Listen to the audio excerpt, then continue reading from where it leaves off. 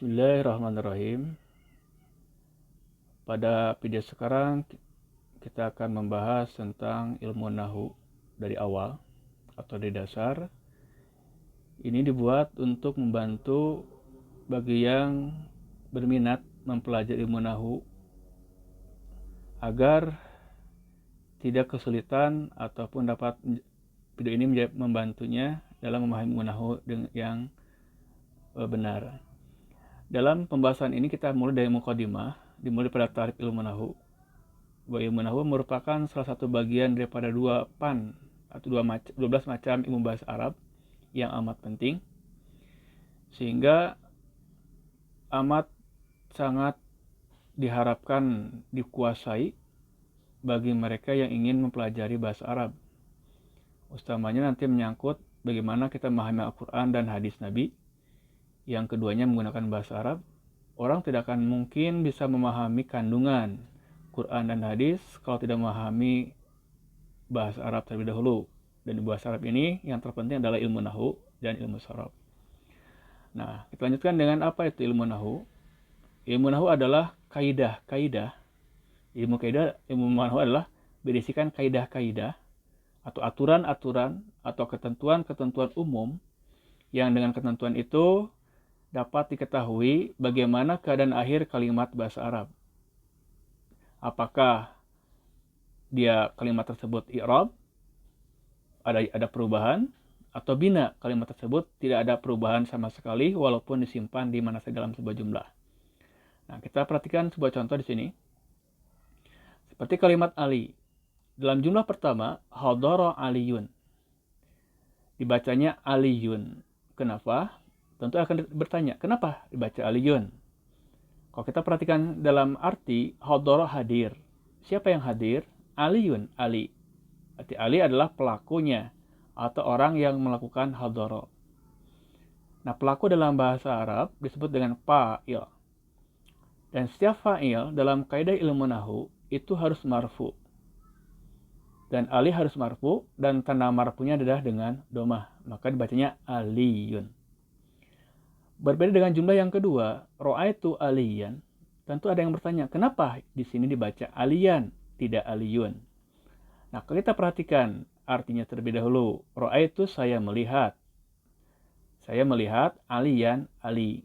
Jadi siapa yang melihat? Saya. Jadi pelakunya adalah saya, bukan Ali. Tapi Ali di sini dia menjadi yang dilihat atau objeknya. Objek yang saya lihat, yaitu Ali. Objek dalam bahasa Arab disebut dengan maf'ul bih.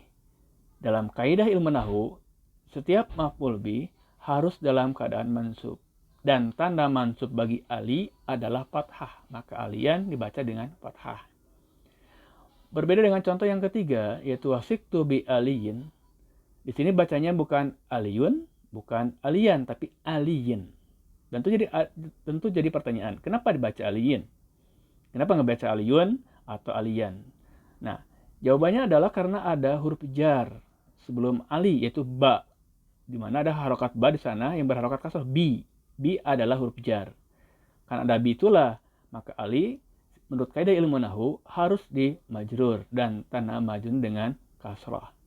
Jadi di sini kalimat ali dia mengalami perubahan di akhir. Aliyun kadang dibaca aliyan atau dibaca aliyin. Itu namanya i'rab. Kalimat yang mengalami i'rab. Kalimat yang mengalami perubahan di akhir. Nah, kalimat yang mengalami perubahan di akhir disebut kalimat mu'rab. Berarti aliyun adalah mu'rab. Kenapa mu'rab? Karena aliyun mengalami perubahan di akhir. Itu i'rab. Namanya i'rab perubahan itu. Nah, berbeda dengan kalimat haza. Kalau kita lihat dalam sebuah jumlah di sini, ada jumlah haza rajulun. Dibacanya haza. Dalam contoh kedua, kita rubah susunannya menjadi ra'aitu hadar rajul. Walaupun ada ra'aitu, tetap dibacanya haza. Tidak berubah. Demikian juga, di sini ada salah harokat, mohon maaf, bukan wasaktu ya, tapi wasiqatu. Wasiqtu bihadar rajul.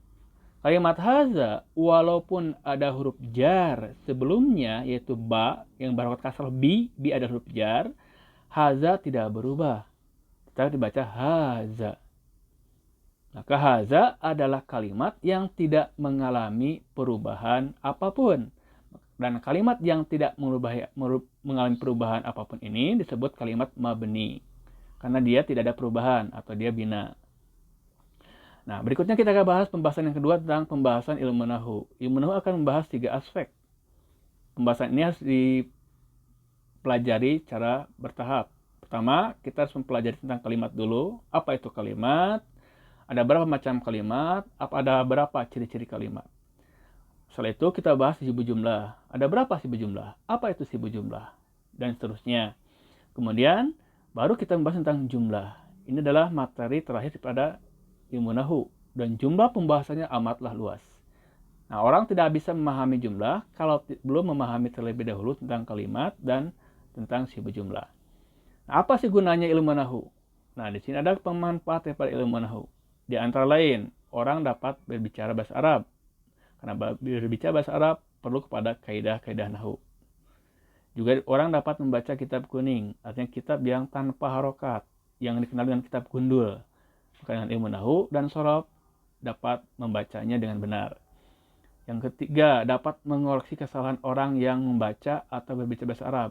Kalau ada orang yang berbicara bahasa Arab salah, dengan ilmu nahu dapat dicek, dapat dibetulkan. Atau orang yang baca Quran ada yang keliru harokatnya juga dapat ketahuan oleh orang yang sudah mengerti dan memahami ilmu nahu dan sorof. Nah, yang terpenting adalah orang dapat memahami syariat Islam yang terkandung dalam Al-Quran dan Hadis. Inilah tujuan utama daripada mempelajari ilmu nahu. Nanti kita akan coba menerapkan kaidah ilmu nahu ini ke dalam Al-Quran sehingga dapat dijadikan suatu latihan yang betul-betul bahwa ilmu nahu ini adalah amatlah penting. Demikianlah video ini, semoga bermanfaat. Wassalamualaikum warahmatullahi wabarakatuh.